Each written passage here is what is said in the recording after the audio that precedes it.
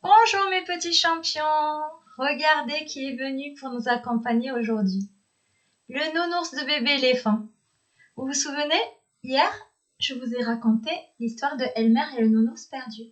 Le nounours de l'histoire est venu pour nous accompagner aujourd'hui. Alors je ne sais pas si vous vous souvenez, mais hier, Elmer a permis au petit éléphant qui était très triste d'avoir perdu son doudou, il lui a permis de le retrouver et de dormir paisiblement, sereinement. Elmer, l'éléphant bienveillant, l'éléphant bariolé. Voilà, ce petit nounours est venu nous rejoindre, il est sorti de l'histoire. Bonjour nounours. Je le pose, il reste avec nous. Voilà. Alors aujourd'hui, j'espère que tout le monde va bien. Moi, je me sens satisfaite. Satisfaite parce que je n'y connais pas grand-chose en informatique et pourtant, je savais que mes petits élèves avaient envie de me voir. Donc, j'ai réussi à créer une chaîne YouTube pour être présente chaque jour avec mes élèves. Avec vous, mes petits élèves. Voilà. Donc, c'était juste pour vous dire que quand on travaille beaucoup, qu'on est motivé et qu'on donne le meilleur de soi-même, on peut y arriver. Voilà. Alors, aujourd'hui, on est mardi. Hier, on était lundi. Aujourd'hui, on est mardi. Ça commence par un M, comme maman. Un M, un A, un R, un D et un I. Mardi. Alors, vous direz à papa et maman de vous découper les petites lettres en dessous, de vous faire un modèle comme moi, et vous devrez replacer les petites lettres au bon endroit. Voilà, pour apprendre comment est-ce qu'on écrit le mot mardi. Quel temps fait-il aujourd'hui? Je regarde par la fenêtre. Il fait un temps pluvieux. Eh oui, aujourd'hui il pleut. Alors on pourrait être un peu déçu, parce qu'on ne pourra pas sortir comme on veut. Par contre, c'est très important qu'il pleuve, parce que vous savez que les fleurs poussent. Et pour qu'elles poussent, il faut qu'il pleuve, il faut qu'elles soient arrosées, pour qu'elles puissent bien pousser. Voilà. Ensuite, aujourd'hui, j'ai choisi le prénom de Sarah. Sarah, ça commence avec un S, comme soleil. Voilà, donc j'ai découpé les petites vignettes, les petites lettres, pour que Sarah puisse reconstituer son prénom, avec le modèle, évidemment. Voilà. Alors, on lui chante la petite chanson à Sarah. Le prénom de Sarah s'écrit avec 5 lettres. Le S, le A, le R, le A, le H. Sarah. Bonjour Sarah. On lui dit tous bonjour Sarah. Très bien. Alors maintenant, on passe aux petites comptines. Mais avant de passer aux petites comptines, j'ai oublié les chants, les petites chansons pour se concentrer. Alors on y va? C'est parti. Mains en l'air, sur la tête, aux épaules et en avant, bras croisés sur les côtés, moulinés et encetés. Allez, la deuxième, vous faites les gestes avec moi. C'est parti. Je fais le tour de ma maison. Je ferme les volets. Je descends l'escalier et je ferme la porte. Clic-clac. Voilà, maintenant on peut réciter les comptines. Alors, on avait appris en classe une comptine sur le printemps, puisque le printemps commence en mars. Alors, on va les réciter ensemble. Dès que mars commence, le printemps s'avance. Les premières fleurs nous ouvrent leur cœur.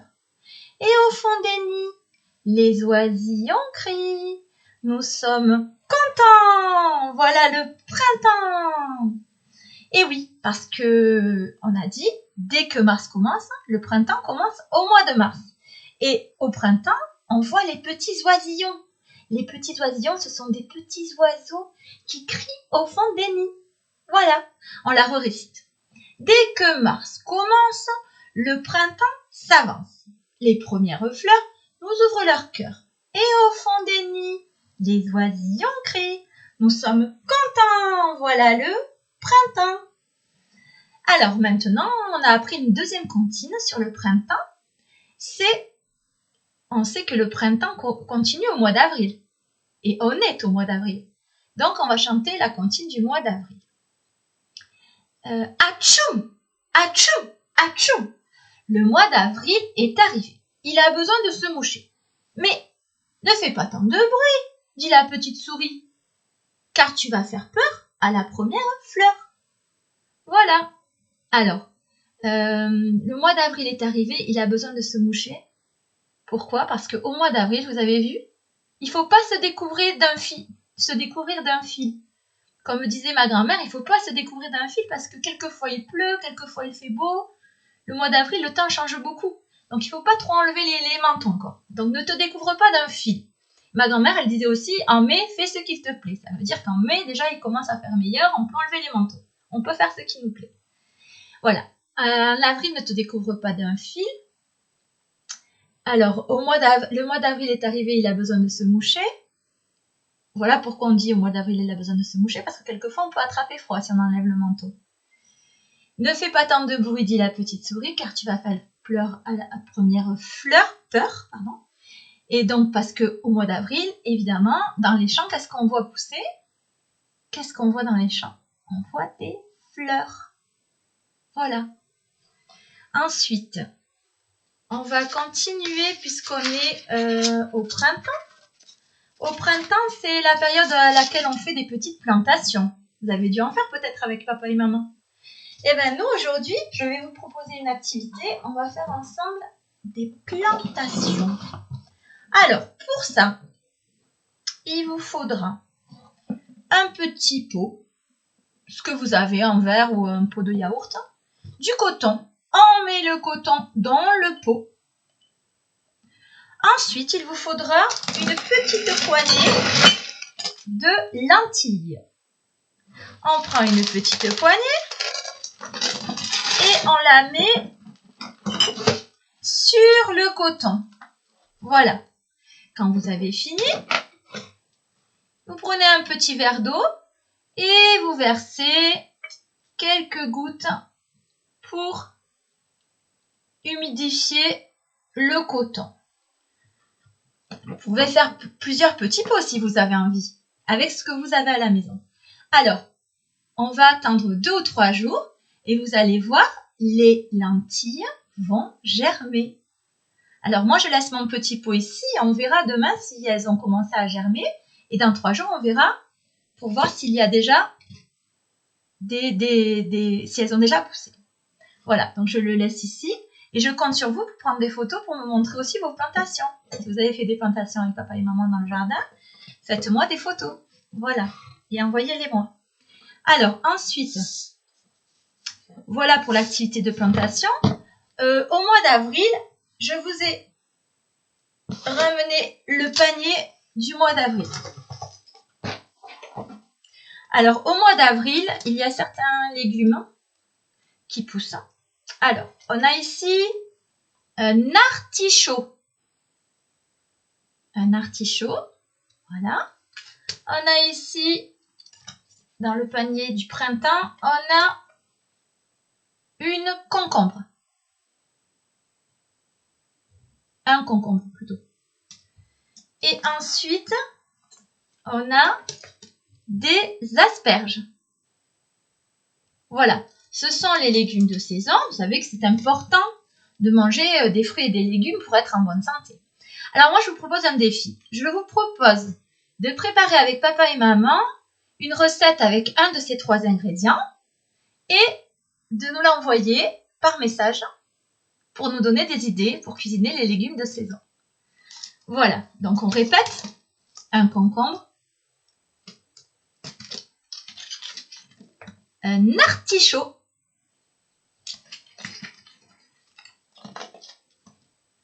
et des asperges. On va se régaler. Ensuite, alors Nounours va nous accompagner pour raconter une deuxième histoire d'Elmer. Elmer, je l'aime beaucoup parce qu'il essaie toujours d'aider les autres. Et donc, du coup, aujourd'hui, je vais vous raconter l'histoire de Elmer et les hippopotames. Voilà. Et Petit Ours reste avec nous pour l'écouter parce que lui aussi, il aime beaucoup les histoires. Elmer et les hippopotames. Elmer l'éléphant bariolé bavarde tranquillement avec ses amis, lions et tigres, quand arrivent 3 éléphants en colère. Elmer, dit le premier éléphant, les hippos se sont installés chez nous. Demande-leur de partir, dit le deuxième éléphant. Il n'y a pas de place pour eux ici. Et s'ils refusent de partir? Dis-leur qu'on les obligera à partir. Bon, allez, je vais aller leur parler, dit Elmer.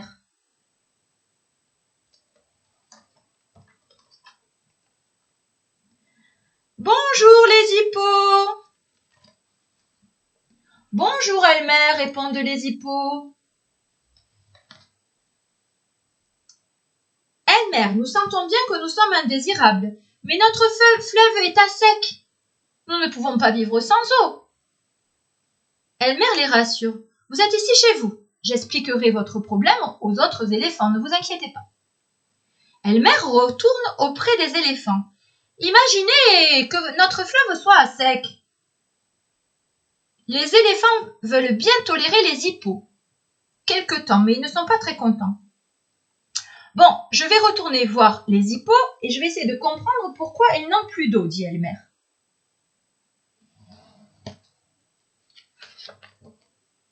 Le fleuve des hippos est complètement à sec. Bizarre, murmure Elmer. Et il décide de remonter le lit du fleuve. Car il n'y a plus d'eau dans le fleuve, il est à sec. Il arrive enfin au pied d'abruptes falaises. C'est un amas de rochers écroulés qui retient l'eau. Les pierres en tombant ont fait barrage. Et elles empêchent l'eau de passer. Ils ont fait un barrage ici. Et l'eau ne peut pas s'écouler correctement. Il suffit d'enlever ces pierres pour que l'eau coule de nouveau. Mais quel énorme travail! Sur le chemin du retour, Elmer s'arrête chez son cousin Walter. « Viens, Walter, nous ne serons pas trop de deux pour les convaincre. »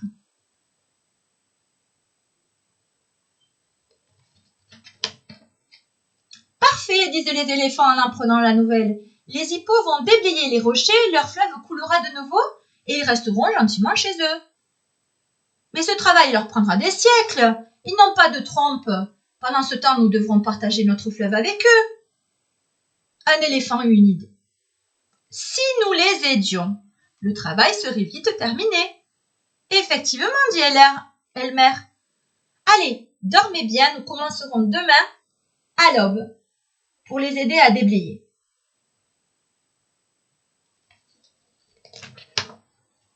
Le lendemain matin, Elmer crie aux hippos. En route! Nous allons vous rendre votre fleuve. Êtes-vous en pleine forme? Tout le monde se dirige vers le fleuve asséché. C'est à qui sera le plus costaud? Des éléphants ou des hippos? Quand ils arrivent devant l'immense éboulis, ils ne cessent de faire les fanfarons et se mettent au travail. Il y a tant de rochers à enlever, à déblayer. Puis ils enlèvent les pierres. Et plus ils se couvrent de poussière. J'adorerais piquer une tête dans le fleuve, dit l'éléphant. Continue à travailler, bientôt tu pourras plonger dans le fleuve. Et tout le monde travaille pour enlever les rochers qui retiennent l'eau. Travaillent tous ensemble. Quelques minutes plus tard, un hippo hurle. L'eau arrive, ça y est, on a gagné! Tandis qu'un ruisselet s'écoule des rochers. Attention, crie Walter, ça va devenir torrentiel. En effet, l'eau jaillit tout à coup avec violence, emportant les derniers rochers. Youpi!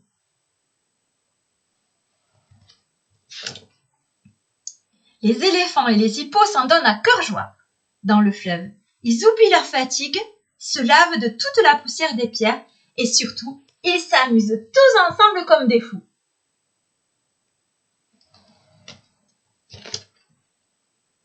L'heure de se quitter est arrivée.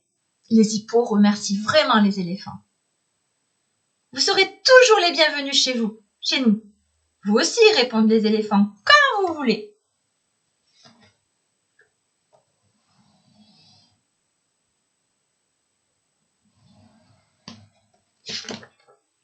Au moment de s'endormir, Elmer dit « Nous sommes finalement devenus amis avec les hippos. Bien sûr, dit un éléphant, et tant mieux.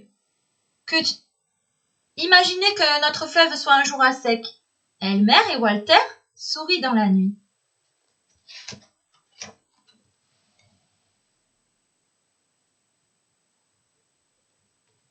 Et voilà, ils ont réussi à résoudre le problème en s'entraidant. Et clic et clac, l'histoire est dans le sac. Voilà, alors, avant de se quitter, je voulais chanter une petite chanson avec vous. On va chanter la chanson des éléphants puisqu'on vient lire Elmer.